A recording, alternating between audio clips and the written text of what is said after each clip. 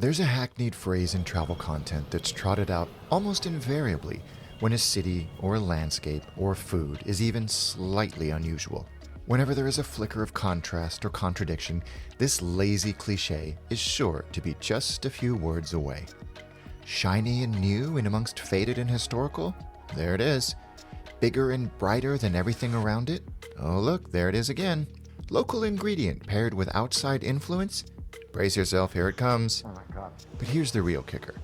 The use of this phrase is almost never justified. In all my years of travel, there have been almost no instances where I could reasonably use this expression. But here, standing amongst Catholic churches and glittering casinos, eating Chinese chicken flavored with African spices, and hearing Cantonese and Portuguese in harmony, I feel justified telling you that Macau really does defy description.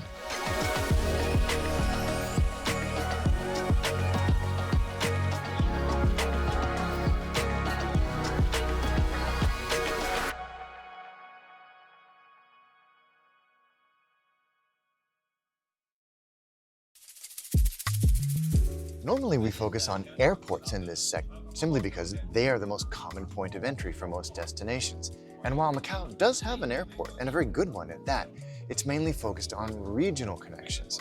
So for us international visitors, the easiest way to get to Macau is actually to fly to Hong Kong, simply due to the number of international flights there, and then take one of these incredible things. This incredible machine is a jet catamaran powered by 2 gas turbine engines which zip you along at 45 knots.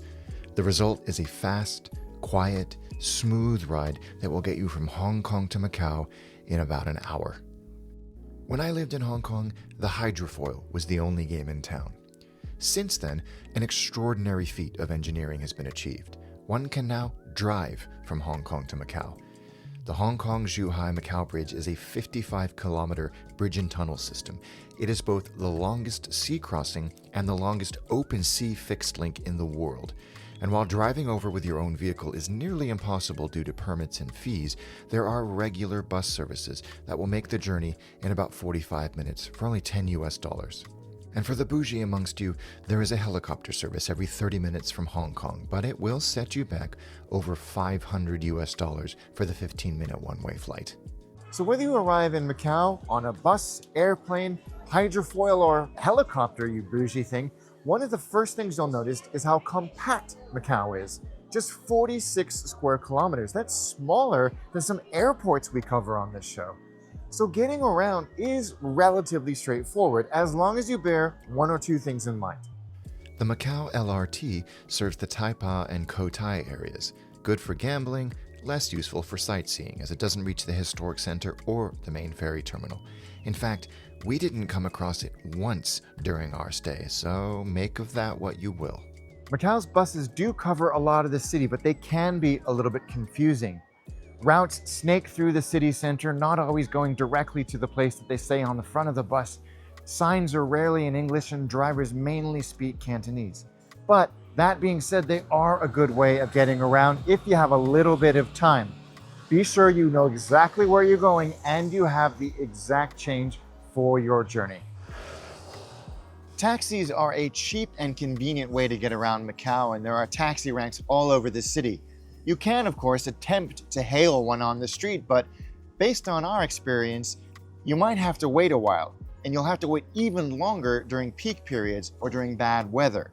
Bear in mind that very few Macau taxis seem to have seatbelts in the back seat, and also, as of December 2025, all ride-sharing apps, Grab, Get, Uber, Lyft, all banned in Macau, so don't think you can depend on those. You know what I'm going to say, don't you? The best way to experience Macau is on your feet. And actually, it's more applicable here than in a lot of the places we visit because it really is a compact city. Once you get, maybe by public transport, to the region that you want to explore, get out and explore. There's lots of tight alleyways and steep hills the public transport can't get you to anyway. So the best way to experience this strange and wonderful city is on foot. And if you are going to experience this city, the towering Altira is a good bet. Close to the action with one hell of a view.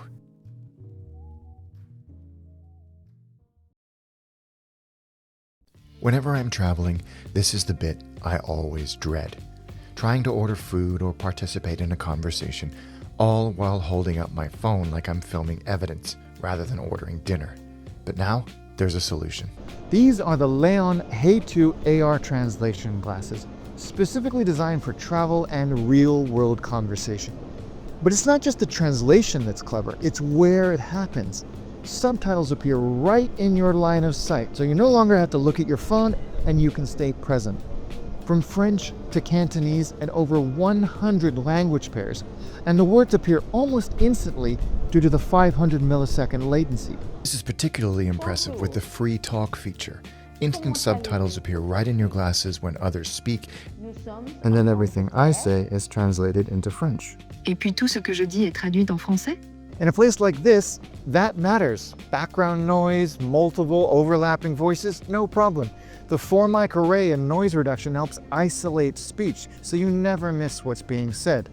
They're also pretty comfortable. Lightweight design, that classic brow line design, you almost forget they're there, which I suppose kind of the point. Battery life is solid too. 6 to 8 hours on the glasses, and the charging case can recharge the glasses up to 12 times, ideal for packed itineraries. And with its teleprompter features and AI Q&A feature, this feels less like tech and more like a travel superpower. For travelers, I think this might be the best use of AR I've ever seen. Leon is currently running an early bird promotion from January 6th to January 31st. More details below. Like Macau itself, the food scene here is a confluence of cultures, primarily Portuguese and Chinese. So a great place to start is Henri's, a beloved culinary and cultural checkpoint for locals and travelers alike. Its owner, celebrated chef Raymond Vong, is our host and expert on Macanese cuisine. Macau is unique. There's a big influence on Portuguese because of the port. We're the oldest transport port in Asia for Portugal, even more than Hong Kong 400 years ago. So all the spices from India, Malaysia and stuff, and just go through Macau to transport around the world. So we have a lot of influence from all over the cooking. So spices were coming through Macau from India, Malaysia, and you were going, oh, that looks interesting. I might. So you see a lot of different races in Macau. So the culture will create different cooking style, and then that will mix in between.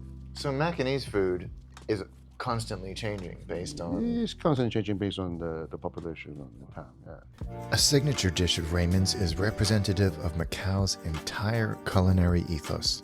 Tell me about the African chicken. Well, my knowledge of how it become a famous dish in Macau is 400 years ago. The troop arranged from Portugal, it's not from Portugal, it's from South Africa, Mozambique. So the troop was here and they were cooking the chicken, and the locals see the cooking. Oh, they're cooking the chicken. They're black, of course, African, right? Oh, fei chow. So it's like African chicken.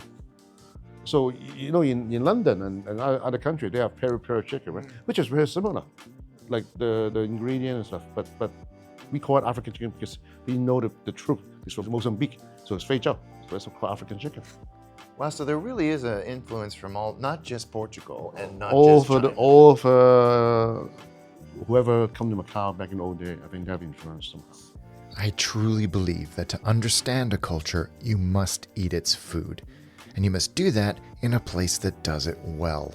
I make you some bacalhau brash. This is stir-fried bacalhau. I make you a nice Portuguese soup, a green soup, caldo verde. We share that. I make you some nice spicy prawn and African chicken. Amazing. A true blend of cultures and influences.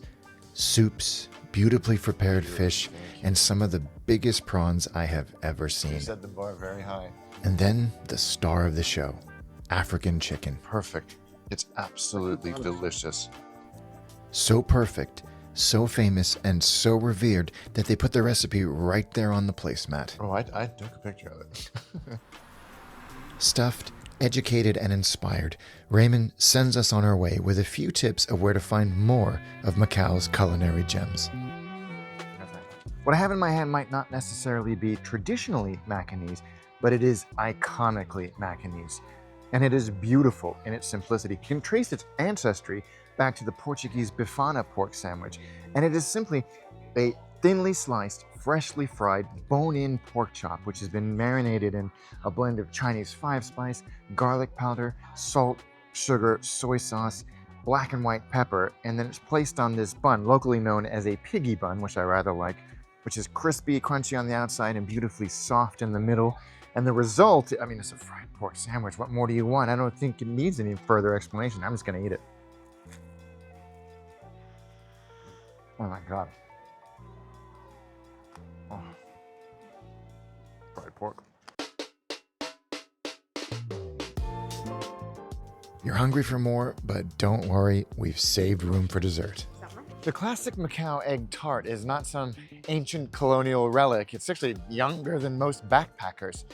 It was created by a British expat, believe it or not, Andrew Stowe, who looked at the Portuguese custard tart and thought, yeah, but what if? And what he created is neither Portuguese nor Chinese, really.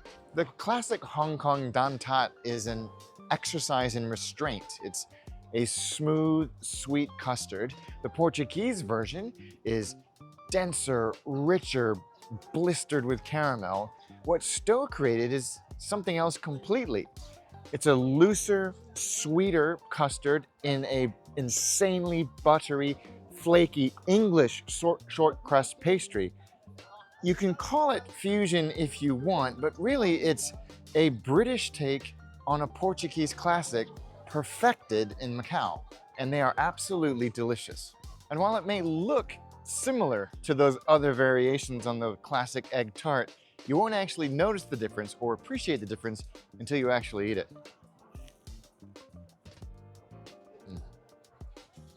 Beautiful.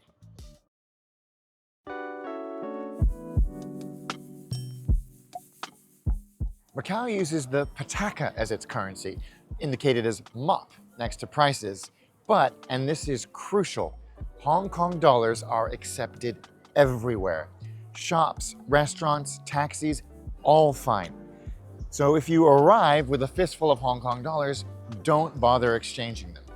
The only caveat to that is if you pay in Hong Kong dollars, you might get your change in patakas, but because the dollar and the pataka are pegged one-to-one, really doesn't matter.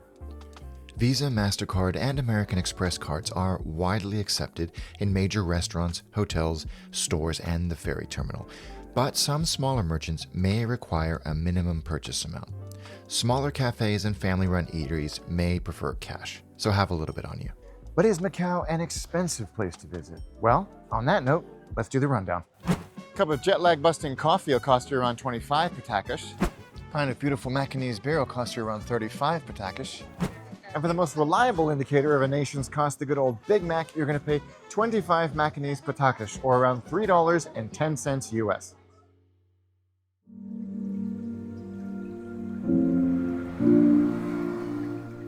Despite living in Hong Kong for years, I'd never actually been to Macau before this trip. And to this day, I'm not sure why. It just always remained a blind spot. Close enough to feel familiar, but easy enough to put off. Perhaps I convinced myself I understood it by proximity alone, that there would always be time to go. But there wasn't, at least not then. And now, having been here, I understand that Macau isn't a place you can grasp at a distance. It is an impossibly and enchantingly incongruous place, filled with contradiction and contrast wherever one looks. Words will not do it justice because, quite frankly, they'll sound ridiculous. Casinos and Catholic churches side by side.